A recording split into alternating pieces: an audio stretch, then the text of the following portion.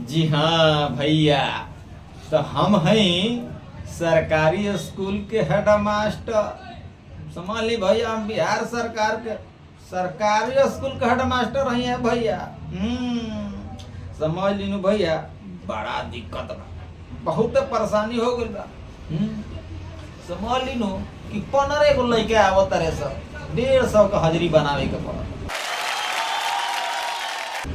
अरे ना बनाई तो कैसे काम चली? अरे भैया वही में पोषाहार खिचड़ा वाला के खिचड़ी के दिक्कत बानो, सब यही में समस्या के समाधान। मास्टर साहब या मास्टर साहब का भाई महाराज, का भाई काहे एकदम मने हाला कइले बानी रे, पूरा स्कूल को उठाइले बानी। अरे बताई, सीमा मैडम 15 दिन से स्कूल नहीं किया और उनकर क्लास हम लेता नहीं। बताई तो, और उनकर पति मुंह उठा के चल गया उतना स्कूल में। अरे महाराज खिसियाई यौन हैं महाराज, अभी बतियाओ तनी हम मैडम। रुकी,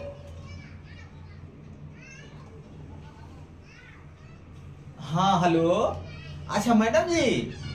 अरे महाराज रउआ पढ़ावे काहे नहीं खिया? अरे रउआ तनी मनी आ जैती स्कूल में पढ़ावे, तनी हमनियो के मन लागो रही।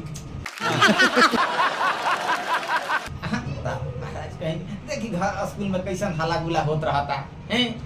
अरे महाराज हैं, आजा सूटर छोड़ ले बानी। ओ 3 गो, अच्छा कोनो बात नहीं, बिनी। अरे हमरो एगो सूटर बिन दे, दिल छाकोला। जल्दी कोनो बात नहीं, बिनी। महाराज का आप टेंशन लेते हैं? तो हम तब तक ना पढ़ाई जब तक मैडम ना आई। अरे महाराज कहेंगे रुकी काहे टेंशन लेता नहीं हुआ हैं? अभी हम पप्पू के बुलाओ, उनका मर्द कभी बतिया बता नहीं। ए पप्पू सर, अरे महाराज आइए। हाँ बोली का हो?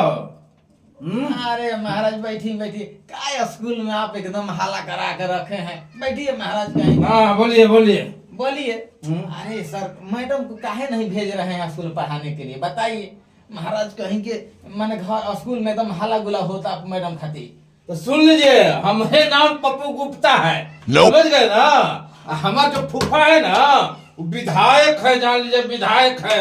समझ गए कि नहीं समझ गए? जैसा चल रहा है वैसा चलने दीजिए। अरे सर, काहे आप खिसियाता नहीं रुआ? महाराज कहेंगे हम भुलाए थोड़े ना, ये भुलाए वाला चीज है, हम तो जानते बानी। राहुल माने फूफा विधायक हवन हैं। तो महाराज कहेंगे देखी रहू तो आवे नहीं स्कूल में, तो खटिया बिछा के सुतले रहे नहीं, हम कुछ बोले नहीं थोड़े ना। नानू देखिए, मैडम के कटहरा के सिवा कुछ पढ़ाया है ना, हम तो कुछ कहले नानू।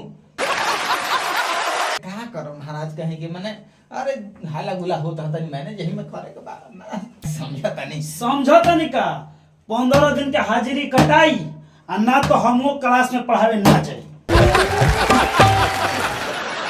ये महाराज काहे रो सब ऐसे कइले बानी?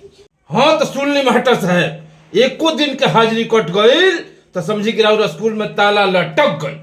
हमारे नाम है पप्पू गुप्ता, हमारे फूफा विधायक हम। सुन ले, हम भी सोच लिए गलती से टीचर बन गए हैं, ना तो हम भी 1 नंबर का खदामन है, खचाड़ा। पता करना तो धोबियाटवा मोड़ पे आ जाइएगा। अरे का भइल महाराज, का भइल रहुआ, का परेशानी हो? हमारी गुड़िया के भर पेट खिचड़ी काहे ना मिलल हो? अरे का भइल गुड़िया, का भइल? गुड़िया गुड्डी नाम हो। अच्छा का भइल गुड्डी, का भइल बोला? 3 प्लेट खइबे कनिया और मंगने तो ना देल खसो।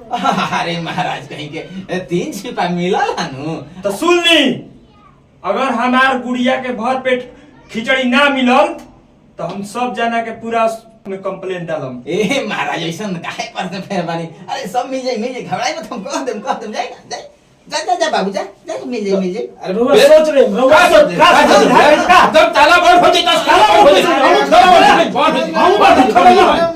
नमस्कार, प्रणाम।